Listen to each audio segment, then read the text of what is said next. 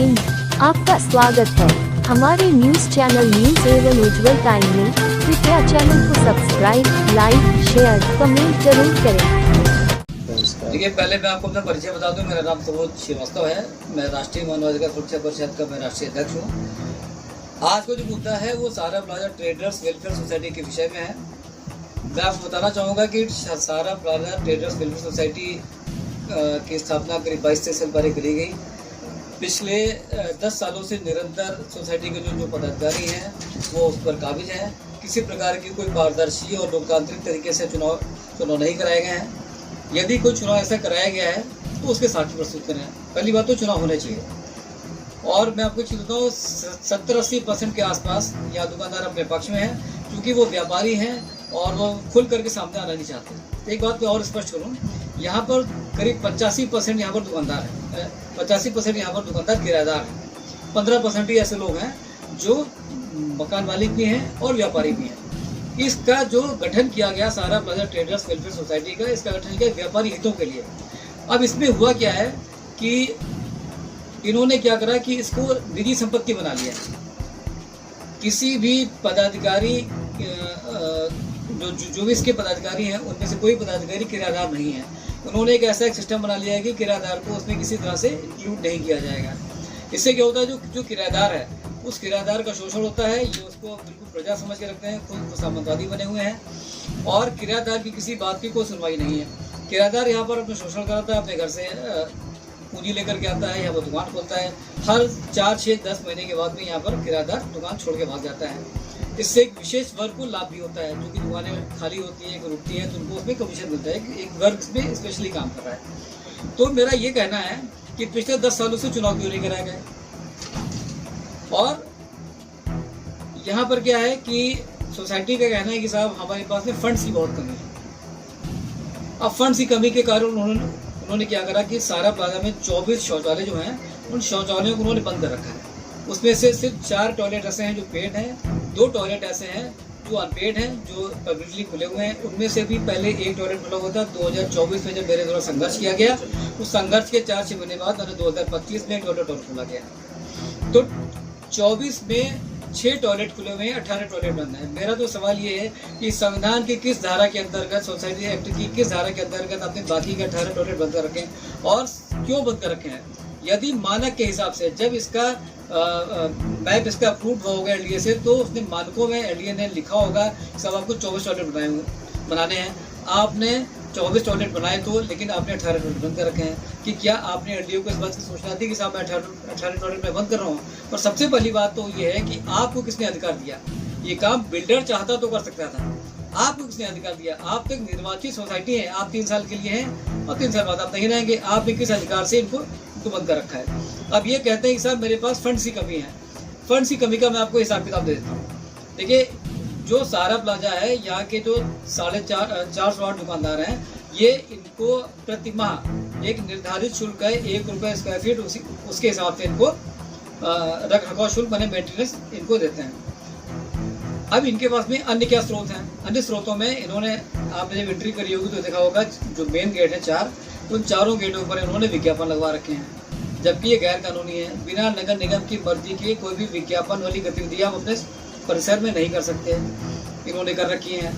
इन्होंने 15,000 रुपये प्रति गेट के हिसाब से इन्होंने उसका शुल्क रखा है। 60,000 रुपये इनको महीने का वो आता है। उसके अलावा पार्किंग का ठेका है, 1,65,000 रुपये प्रति माह इनको पार्किंग से आता है।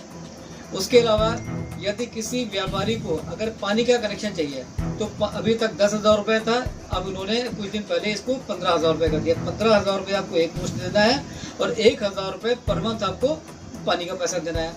अब आप मुझे ये बताइए, आप कि क्या पानी बेचने का अधिकार इनको है? नहीं है। उसके अलावा यदि किसी व्यापारी को अपना प्रचार करना है, अपना कोई नीचे कोई कैनोपी लगानी है, तो कैनोपी के लिए उन्होंने क्या रखा है कि 10,000 रुपये से लेके और 25,000 रुपये तक कैनोपी के साइज़ के हिसाब से। अगर 4x6 की कैनोपी है या 6x6 की कैनोपी है तो उसके लिए 10,000 रुपये। अगर उससे बड़ी कैनोपी है तो 25,000 पर डे आपको देना पड़ेगा। क्या ये बताइए क्या उचित है?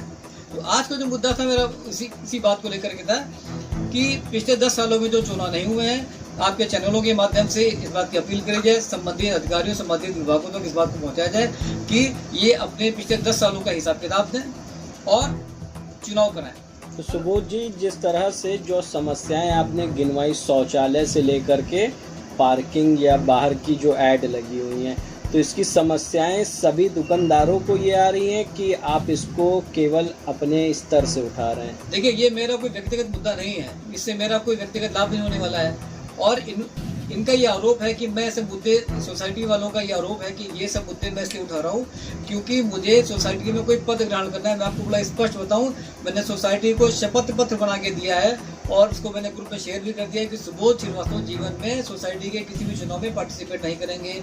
यदि पद मुझे कोई दिया जाएगा तो भी मैं पद ग्रहण नहीं करूँगा, ये मैंने लिखित तौर पर दे दिया है। ये मेरा कोई व्यक्तिगत मुद्दा नहीं है। 70-80% दुकानदार से खफा है, वो चाहते हैं कि सोसाइटी में परिवर्तन हो, चूँकि इनका शोषण बहुत ज़्यादा बढ़ चुका है, स्पेशली किराएदार वर्ग का, जो कि 85% यहाँ पर किराएदार है। तो इन सभी समस्याओं को आपने सोसाइटी के जिम्मेदारों को सूचित किया, उसका कोई लिखित जवाब या लिखित पत्र आपके द्वारा दिया गया? देखिए, इनको सूचना दी जा चुकी है। मैं लगातार इसको ग्रुप में डाल रहा हूँ, जो हमारा व्हाट्सएप का ग्रुप है, मैंने इनको लिखित भी दिया। मैंने जब इन्होंने अपना ग्रुप बंद कर दिया, मैंने उसके बाद भी मैसेज सर्कुलेट करने के लिए मैंने पर्चे छपाए और मैंने दुकानदारों को इस बात के लिए सूचित किया। मैं इस बात को दावे से कह सकता हूँ, 70-80% दुकानदार चाहते हैं सोसाइटी में परिवर्तन हो और वो मेरे पक्ष में खड़े हुए हैं। क्योंकि वो व्यापारी हैं, वो खुल के सामने नहीं आना चाहते, कहते हैं भैया आप कल चुनाव करा लो, हम चुनाव में बता देंगे कि मैं आपके साथ में हूँ या नहीं हूँ। एक वक्त आएगा कि व्यापारी सामने आएंगे? बिल्कुल आएंगे। मैं बिल्कुल ओपनली बात बोल रहा हूँ। आप अभी जाइए नीचे और दुकानदारों से गुपचुप तरीके से आप सर्वे कीजिए, दुकानदार अपनी राय प्रकट कर देंगे। तो सोसाइटी का किसी प्रकार दबाव भी बनाया जा रहा है दुकानदारों या? बिल्कुल, ये बात आपने बहुत सही पूछी अमित जी। मुझसे बहुत सारे दुकानदार इस विषय में बता चुके हैं कि फोन लगा करके और उनको पर्सनली मिल करके उनको समझाया जाता है, इनडायरेक्ट उनको धमकाया जाता है कि तुम श्रीवास्तव जी के साथ मत दो।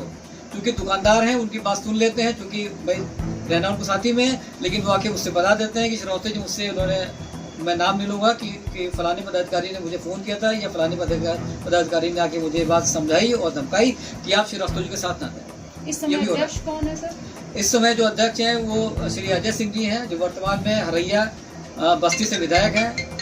पिछले 10 सालों में मैंने श्री अजय सिंह का आज तक चेहरा नहीं देखा। मैं तो 90% दुकानदार श्री अजय सिंह को अगर सामने लाके आप खड़ा कर देंगे तो पहचान नहीं पाएंगे। आपकी बात हुई है कभी? नहीं, मेरी बात नहीं हुई। यानी कि जो यहाँ पर जिम्मेदार हैं सोसाइटी के, उन्हीं से आपकी बात हुई है?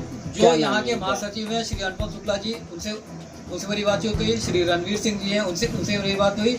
और इन्होंने सोसाइटी में एक बेहूदे आदमी को भर्ती दे रखी है, उसका नाम विजय रस्तोगी है। वो इस सोसाइटी का दुकानदार भी नहीं है, इस प्लाजा का दुकानदार भी नहीं है, वो सिर्फ एक दुकान का मालिक है। उसके नाम से किसी प्रकार का कोई व्यापार यहाँ पर पंजीकृत नहीं है। मेरा तो ये पूछना है कि वो हर हफ्ते 3-4 बार यहाँ आता है, सोसाइटी में अपना पूरा समय देता है, उसको क्या लालच है? कोई आदमी फ्री में अपना समय क्यों देगा, मुझे बताइए, जब तक उसको कोई आर्थिक लाभ नहीं होगा। अपना काम धंधा परिवार छोड़ करके वो यहाँ आता है, 3-3, 4-4, 5-5 घंटे बैठता है। बुधवार को और रविवार को पूरा दिन यहाँ पर था। इतना टाइम किसके पास पड़ा है? यदि किसी को कोई लाभ नहीं तो आदमी क्यों आएगा? मुझे इस बात का जवाब दीजिए। और फिर पहली बात, जब वो व्यापारी ही नहीं हमारे प्लाजा का है तो उसको आपने सोसाइटी में क्यों जगह दे रखी है? और सोसाइटी की ऐसी क्या मजबूरी है, सोसाइटी का ऐसा क्या लालच है? तो कितनी सूत्री मांगे हैं आपकी? हमने इनसे करीब 13-14 इनसे अपने मांगे करी हैं, उनका आपको जवाब दें। और मैं तो इस बात को दावे से कहता हूँ, आपके चैनल के माध्यम से कह रहा हूँ, मेरी किसी बात पर, किसी मांग पर मुझे गला साबित करके दिखा देंगे, मैं कल के कल ये प्लाजा छोड़ कर चला जाऊँगा। ठीक।